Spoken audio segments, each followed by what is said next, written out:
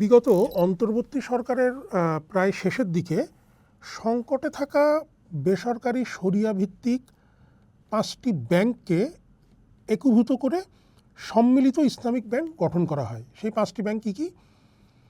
First security Islami bank, global Islami bank, union bank, Exim bank ও social Islami bank. গত কিছুদিন ধরে মানে গত কয়েকদিন আগেও চট্টগ্রামে এই একীভূত হওয়া যে 5 ব্যাংকের কার্যালয়ের সামনে গ্রাহকরা বিক্ষোভ করেছেন। ঠিক তার কয়েকদিন পরে মানে এখান থেকে 2 দিন আগে নারায়ণগঞ্জেও একই দাবিতে মানে গ্রাহকরা বিক্ষোভ করছে। কেন তারা বিক্ষোভ করছে? তাদের অভিযোগ, বা এটা অনেকেই এই বিষয়ে সামাজিক যোগাযোগ মাধ্যমে লিখেছেন, এটা নিয়ে গণমাধ্যমে সংবাদও প্রকাশ হয়েছে, যে গত 1 থেকে 1.5 বছর ধরে এইসব ব্যাংকের যারা গ্রাহক তারা তাদের জমা রাখা টাকা তুলতে পারছেন না, এবং ব্যাংকে তারা যে এফডিআর করেছেন সেই এফডিআরের যে ইন্টারেস্ট তার পাওয়ার কথা সেটাও তারা পাচ্ছেন না। যাদের এফডি ম্যাচিউর হয়েছে সেই টাকা তারা তুলতে পারছে না। সো এই কারণে এই বিক্ষোভগুলো হচ্ছে, এবং গ্রাহকরা অভিযোগ করছেন যে সরকার বিভিন্ন সময়ে মানে গ্রাহকদের স্বার্থে বিভিন্ন কর্মসূচির কথা বললেও বাস্তবের প্রতিফলন নেই। শাখাগুলোতে অর্থ তুলতে গেলে তাদের হয়রানির শিকার হতে হচ্ছে। এই যে 5টি ব্যাংক নিয়ে যে একীভূত করে একটি ইসলামী শরিয়া ভিত্তিক ব্যাংক করা হলো,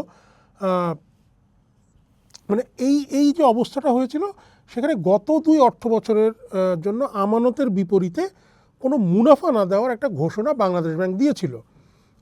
এরপরে কিন্তু গ্রাহকরা আন্দোলনে নামে এবং নানান সমালোচনা এবং তীব্র আন্দোলনের মুখে কেন্দ্রীয় ব্যাংক কিন্তু সেই সিদ্ধান্ত থেকে সরে আসে।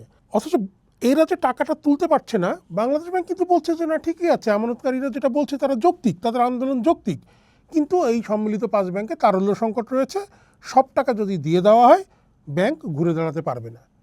মানে আমানতের টাকা যদি আমানত যিনি রেখেছেন তাকে ফেরত দেওয়া হয়, ব্যাংক নাকি ঘুরে দাঁড়াতে পারবে না, এই যুক্তিতে তাদেরকে টাকা দেওয়া হচ্ছে না। এরকম অনেকেই ব্যক্তিগত নানান পর্যায়ে অভিযোগ জানিয়েছেন যে তিনি চেয়েছেন 5 লাখ টাকা তুলতে, তাকে দেয়া হচ্ছে মাত্র 50,000 টাকা, সেটাও মানে গেলেই যে পাচ্ছেন বিষয়টা এরকম না। যে হিসাব কিতাব যেটা বলছে যে আমানতকারীদের যত টাকা আছে সব যদি দিয়ে দিতে হয় তাহলে 1.5 লাখ কোটি টাকা লাগবে, যেটা এই মুহূর্তে ব্যাংকের হাতে নেই। তার মূলধন আছে মাত্র 35,000 কোটি টাকা, যেখানে তার প্রয়োজন হচ্ছে 1.5 লাখ কোটি টাকা।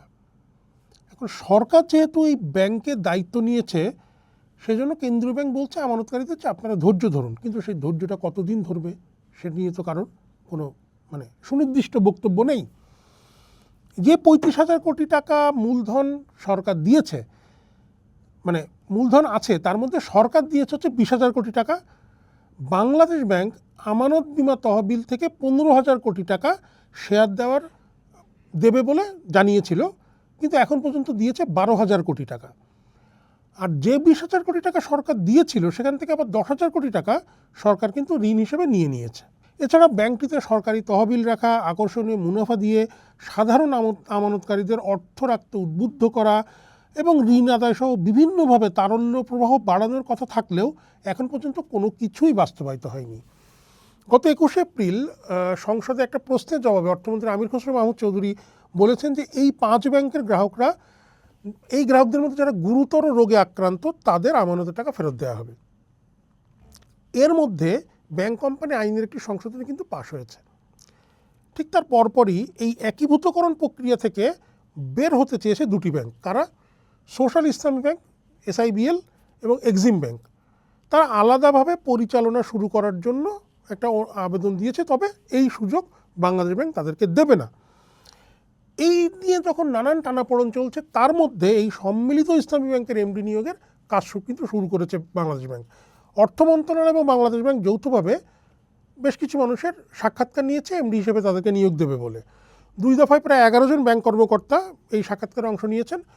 কোনো গণমাধ্যম বলছে যে এই যে সপ্তাহ শুরু হতে যাচ্ছে, আগামী সপ্তাহতেই নাকি এমডি নিয়োগ হয়ে যাবে।